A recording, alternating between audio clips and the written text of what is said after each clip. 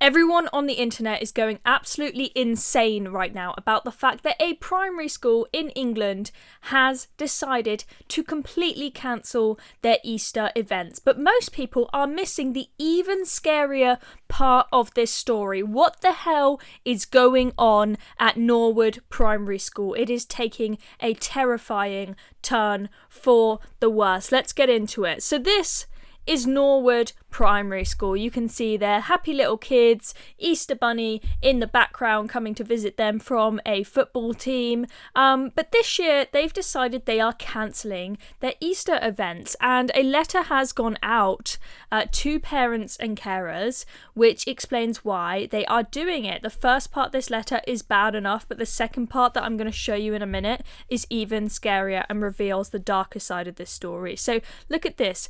Dear parents and carers, as we approach the spring season, I'd like to inform you about an important update about our traditional Easter celebrations.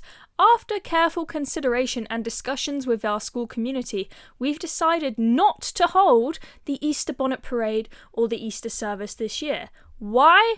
This decision has been made in the spirit of inclusivity and respect for the diverse religious beliefs represented within our school community. What a joke. This part has made people angry enough as it is. Completely bowing down to diversity and inclusion. DEI, they put it on the bonfire in Trump's America, but it seems to still be causing institutions to rot in this country. But it gets worse. They say our school is committed to fostering an environment where every child feels valued and respected regardless of their religious background. So apparently, if you live in England, which is a Christian country, and you go to a English primary school and they celebrate Easter, that's what going to be like deeply offensive to somebody who is of a different religion. I don't think that's ever been the case in the podcast. I think that most kids from different faiths have been like, yeah, I'm going to enjoy these fun Easter celebrations, but it's a bit different to my faith, but I live in a Christian country, so I have to embrace the culture here, and no one's ever seen a problem with it. But nope, it's a problem now, it's offensive, and DEI means that we have to burn Easter up, basically, and pretend it doesn't exist. We're seeing universities and schools changing the name of their holidays from Christmas holidays and Easter holidays to winter break and spring break because it's too offensive to use terms from Christianity, apparently. They say we aim to create a more inclusive atmosphere that honours and respects the beliefs of all our children and families. We understand this may be disappointing for some, especially for those who cherish these traditions over the years. However, we believe that this decision aligns with our values of inclusivity and respect for diversity. We are exploring alternative ways to celebrate the season in future years that will be inclusive of all children and reflect the rich cultural diversity of our community. Now, it gets worse, so stay with me, guys. What is the real reason why they are having to close down their Easter events and cancel them? Is it just because they really think Easter is that offensive, or is it for some other reason?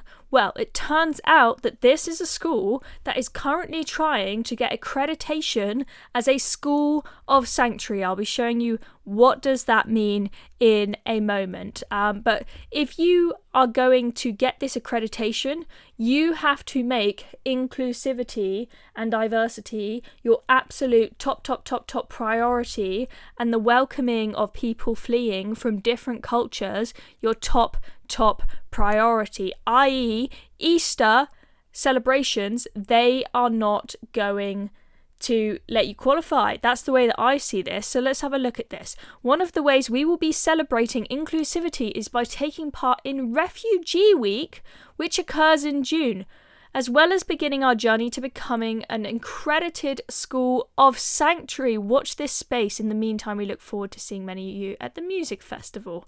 Okay, so accredited school of sanctuary. What is going on here? So as you see, they are holding an event for Refugee Week. I've had a look. There's a Refugee Week website where you're encouraged to hold an event where you bring a load of refugees to your school or whatever institution you have and let them tell their story and encourage people to be kinder and nicer to refugees. But the thing here is They are cancelling Easter and they are holding this refugee week so that they can get this accreditation as a school of sanctuary. And this is what worries me. This is the scary part of this story to me, because if it is the case that you can get some special award for your school and you can boast it on your website, say we're a better primary school, maybe it means you can get more funding from certain funds. You know, you have to tick boxes to get funding for certain projects and whatnot. If schools start feeling like this is something that they have to do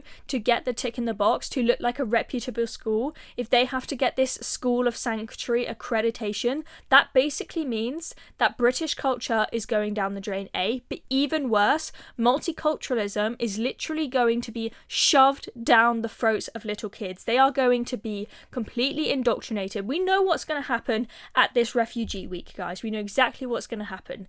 They are going to have speakers come to the school and brainwash the children and tell them, anybody that you hear saying that we need to stop the boats and that we need to get control of our border, they are far-right racist fascists, right? They're going to polarize society even more, indoctrinate the kids from a young age that mass migration is what makes this country great. Multiculturalism on steroids is what makes this country great. These are kids who are primary school. They are yet to understand the problems with the housing market, with the NHS, with infrastructure, with all of these things, with families bringing so many dependents with them that it's costing the state a fortune, the cost of the asylum hotels, right? Kids, they are too young to get all of that. But if the first thing they hear is multiculturalism, we need to have as much of it as humanly possible. We need to bring in as many refugees to the UK as humanly possible. And you know what kids are like? They're utopian. If you tell a little kid, hey guys, we can save the world by bringing the whole of Africa to the UK, just bring whole of Africa, whole of Middle East, bring every single person and we'll save them all, the kids will think, oh my god, what an amazing idea. You know, they're not yet at that stage where they've got the mental capacity to understand what the real life consequences of a utopian policy like that is, right? And these kids are being taught with the cancellation of these Easter events and being told, oh, you need to respect everyone's faith and everyone's culture. They are being taught not to be proud of themselves, not to be proud of their country, not to be proud of their Christian culture in this country. Look, I don't go to church. I'm not a very religious person, but do I like the fact that we celebrate Easter and Christmas and that's part of our culture in this country? And I loved making Christmas cards at school, singing Christmas carols, being in the Christmas play, going on Easter egg hunts at school. I love that that was part of our British culture. But they are teaching kids now that that is evil. And if it is the case that you can get a special accreditation, a special award for your school, if you cancel Christianity, if you cancel British culture and you shove multiculturalism down children's throats, that absolutely terrifies me. And that for me is the dangerous part of this story that people are not looking at. People are just reading the headline, Easter cancelled, and yes, that is a shame, but they're not really delving into what the hell is going on here, okay? What I have here, this is the statement, the mission pledge that you have to sign up to when you sign up to be one of these accredited sanctuary schools. And this is what it says: we support the city of sanctuary vision that the UK will be a welcoming place of safety for all and proud to offer sanctuary to people fleeing violence and persecution. So you see that? A welcoming place of safety for all. Okay, so every single person, all the people in the world that want to come to Britain, we welcome you. I'm sorry, but that is teaching kids, if you're pushing this down people's throats at school, it's political. You are teaching kids that we must have mass migration and we must take every single person around the world that lives in a bad situation. It's just not possible, okay? We endorse the City of Sanctuary Charter. I won't show you all of it, but I think you guys can tell what it says. But at the top of the charter, it says that, the utmost priority is diversity at your school. right? So that has to be your number one priority.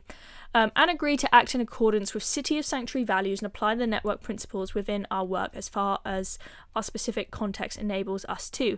We recognise the contribution of people seeking sanctuary. People seeking sanctuary are welcomed, included and supported within our context, right? So that point there, of course, there are so many people who have come to this country as immigrants who have worked hard and they have contributed to our societies, right? But I think that you are indoctrinating kids if all you do is hold a refugee week and all you do is tell them about the positive things that have come about from people coming to this country, right? Why don't you give them the flip side? Why don't you tell them the negatives of having illegal migrants who are undocumented? Why don't you tell them the stories of of crime rates, of rapes, of all of these different things? Why don't you tell people, if you're going to talk about immigration, why don't you teach these kids about the grooming gangs? Bet they won't do that, huh? Okay, it is indoctrination. And the last point says we're willing for our organisation's name to be added to a list of supporters of City Sanctuary, linked to our website, blah, blah, blah. It's basically saying, you can have a big, nice badge to say you're an amazing school, you've got this fancy bloody award because you make diversity and inclusion your top priority and you are obsessed with indoctrinating kids with this whole refugees welcome mentality and that we should just have completely open borders. I'm sorry, but this is just messed up. And I really hope that this is not something that is going to spread to loads of other primary schools where they feel they need to jump through hoops, they need to cancel everything that's related to British culture and push all these multiculturalism events so that they can get this shiny award, okay? It's time to homeschool your kids, guys, because schools in this country are going down the drain. Anyway, that's the latest update on Easter being cancelled at Norwood Primary School. I'm Chloe Dobbs. Thank you for watching. Subscribe to Reasoned.